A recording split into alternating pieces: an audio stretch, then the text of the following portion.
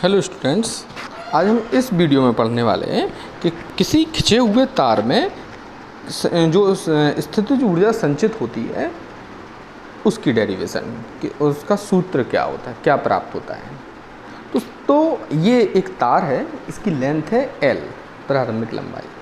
अगर इस पर एक्सटर्नल फोर्स यदि हम इस पर लगाते हैं तो ये L, स्मॉल l, इसकी लेंथ और बढ़ जाती है, इतना और बढ़ जाता है। तो इसकी प्रारंभिक लंबाई L है, इसमें स्मॉल l वृद्धि होती है तो L प्लस L अब हो जाएगी। तो जो स्थितिज ऊर्जा वो क्या होती है कि जब हम किसी तार को खींचते हैं तो तार पर जो आंतरिक प्रत्यानयन बल है उसके विरुद्ध हमें कार्य करना पड़ता है। कहने का मतलब अगर हम इसको खींचेंगे तो इस पर ऊपर भी एक फोर्स अप्लाई होगा, ऊपर, जो इसको कहते हैं प्रत्यानयन बल, लेकिन आंतरिक, इंटरनल। तो आंतरिक प्रत्यानयन, इसको जब हम खींचेंगे तो हमें ताकत लगानी पड़ती है। इसलिए लगानी पड़ती है क्योंकि इस पर ऊपर की ओर भी एक बल लग रहा है, इसलिए एक्सटर्नल फोर्स हमें महसूस होता है कि हमें जब ताकत लगानी तो हमें एहसास होता है कि इसको खींचना पड़ रहा। तो इसके विरुद्ध हमें जो भी कार्य करना पड़ता है वही इसमें प्रत्यास्थ स्थितिज ऊर्जा के रूप में संचित हो जाती है। इसको हम U से शो करते हैं। तो इसके लिए पहले हम भाषा लिखेंगे कि माना एक तार जिसकी लंबाई L है, इसके अनुप्रस्थ काट का क्षेत्रफल A है। इस पर अगर हम बाह्य बल लगाते हैं तो इसकी लंबाई में वृद्धि स्मॉल l हो जाती है। ठीक है, तो अब हम उसी के अकॉर्डिंग अब हम चलें। तो फिर जैसे हम प्रतिबल, तो प्रतिबल का सूत्र क्या होता है? तो प्रतिबल होता है F/A, हम पढ़ चुके हैं पहले। विकृति, तो विकृति का क्या होगा? स्मॉल l/कैपिटल L। ठीक है, अब हम इसके आधार पर हम प्रत्यास्थता गुणांक लिखेंगे।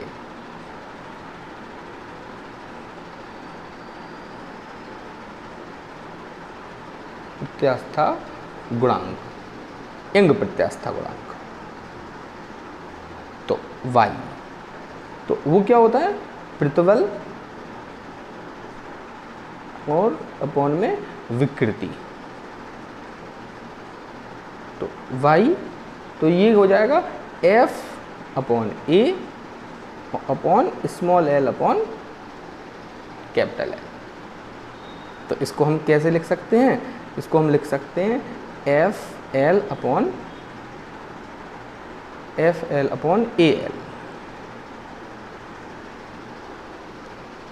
ठीक, ये प्रत्यास्था गुणांक का सूत्र तक ही आ गया। अब हम यहाँ से F का सूत्र निकालेंगे। तो F इक्वल टू हम यहाँ से प्राप्त करेंगे, तो F इक्वल टू हो जाएगा बाई A, इसका cross multiply small l upon capital L। ठीक है, ये किसका सूत्र निकाला हमने? इसका F का, बाई A। ठीक है, या हम इसको ऐसे भी लिख सकते हैं कि F equal two by A upon capital L into small l। इसको हम एक साथ लिख लेंगे।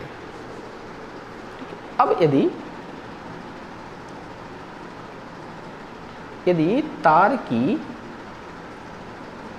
L लंबाई, स्मॉल l,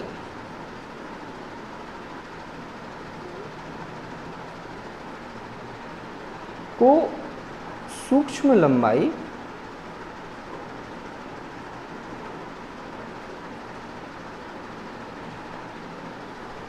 इसको हम DL से शो करेंगे, यानी इसको हम सूक्ष्म लंबाई DL तक खींचें,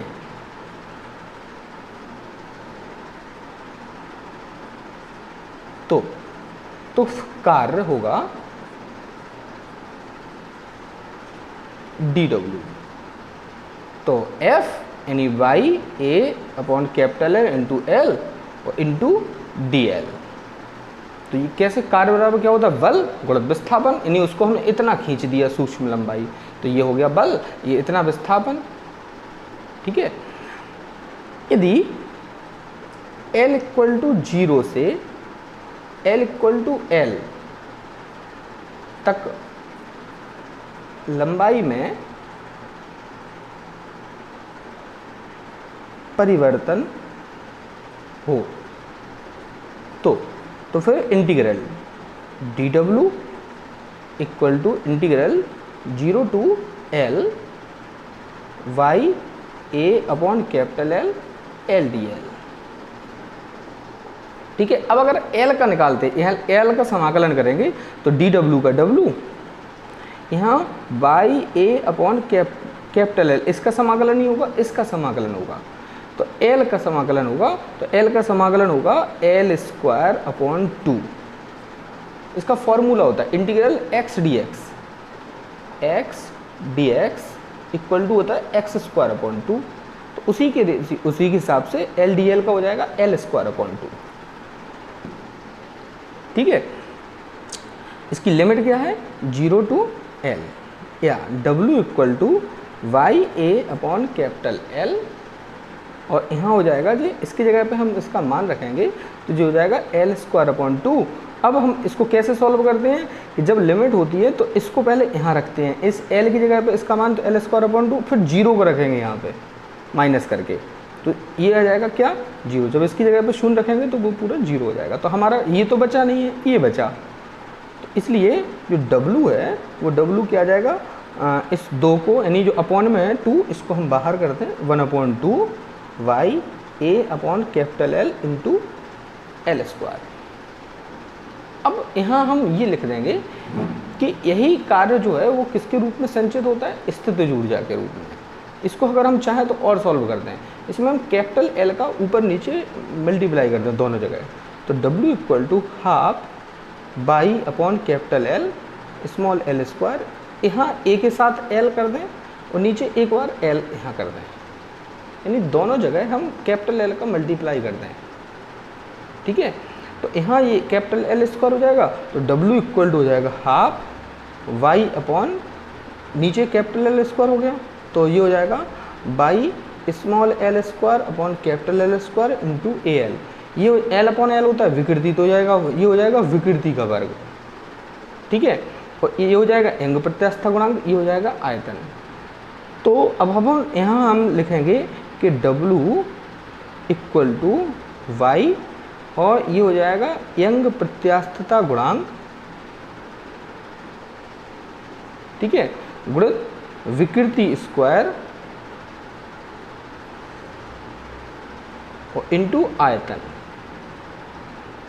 यहाँ हम लास्ट में एक लाइन लिख देंगे कि चूंकि यही कार्य स्थितिज ऊर्जा के रूप में संचित होता है, अतः प्रत्यास्थ स्थितिज ऊर्जा, तो इसी को हम U के इक्वल में, लास्ट स्टेप हम लिख देंगे U इक्वल, इसी चीज़ को हम किसके इक्वल लिख सकते हैं, U के इक्वल, तो वही हमारा लास्ट स्टेप हो जाएगा, यही डेरिवेशन हो जाएगी इसकी। यानी इस चीज़ को हम किस तरीके से दिखा सकते हैं कि U के इक्वल में लिख देंगे, तो यही अब हमारा बन जाएगा U equal half into Young प्रत्यास्थता गुणांक इंटू विकृति वर्ग इंटू आयतन। ये हमारी लास्ट स्टेप्स का है। यहाँ हमें क्या लिखना कि चूंकि यही कार्य स्थितिज ऊर्जा के रूप में संचित होता है, अतः U इक्वल टू प्रत्यास्थ स्थितिज ऊर्जा U इक्वल टू इतना।